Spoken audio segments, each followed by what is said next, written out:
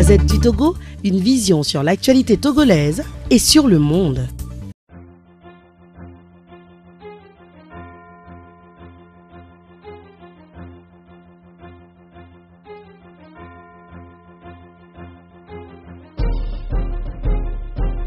Vous êtes la petite sœur du vice-doyen. Dites-nous concrètement, qu'est-ce qui s'est passé avec le vice-doyen? Depuis octobre, il nous a dit à la maison que c'est comme ça à chaque fois. La SRI l'appelle pour lui poser des questions et qu'il a remarqué que son téléphone était mis sous écoute. Et après, on lui a posé la question, mais qu'est-ce qui ne va pas? Il a dit que lui-même, il ne savait pas. Mais en novembre, il nous a dit que c'est comme ça. On lui a dit qu'il favorisait certains étudiants par rapport aux notes qu'il donnait. Et ça, il s'est tué comme ça. Donc, le samedi passé, on était allé à l'enterrement d'un autre grand frère à Tchekbo. Et on sentait qu'il ne suivait pas la messe. Il était tout calme. Et après la messe, il nous a quittés et il est rentré dans une église des Assemblées de Dieu. Il s'était agenouillé pour prier. C'était le samedi, ça.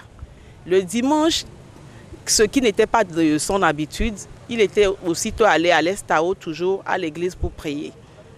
Et c'est hier soir qu'on a appris que notre frère était détenu à la SRI.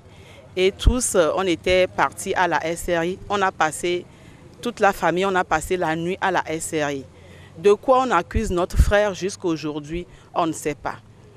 Ce matin, nous sommes allés, nous lui avons amené à manger la nourriture. Il était tout seul là-bas. Nous voulons savoir de quoi on accuse notre frère.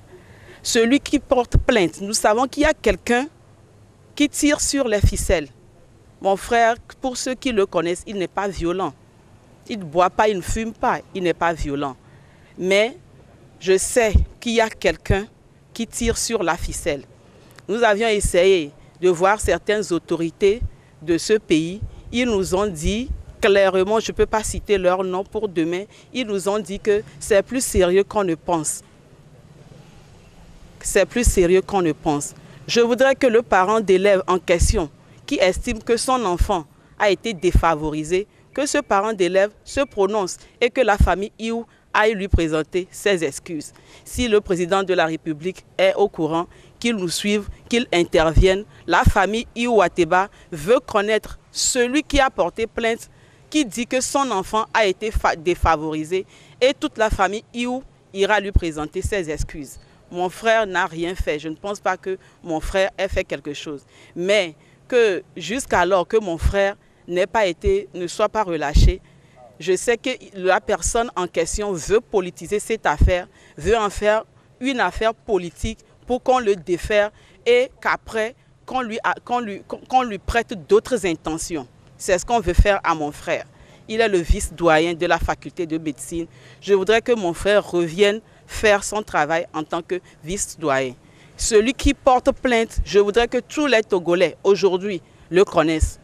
Et que s'il y a des excuses à le présenter, que toute la famille, on ira lui présenter nos excuses parce que son enfant a été défavorisé.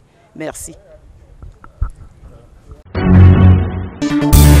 La Gazette du Togo, une vision sur l'actualité togolaise et sur le monde. Rejoignez-nous sur le www.lagazettedutogo.com ou sur nos comptes Facebook, Twitter et YouTube. Pour tout contact, écrivez à contact@lagazettedutogo.com ou appelez le 92 80 88 53.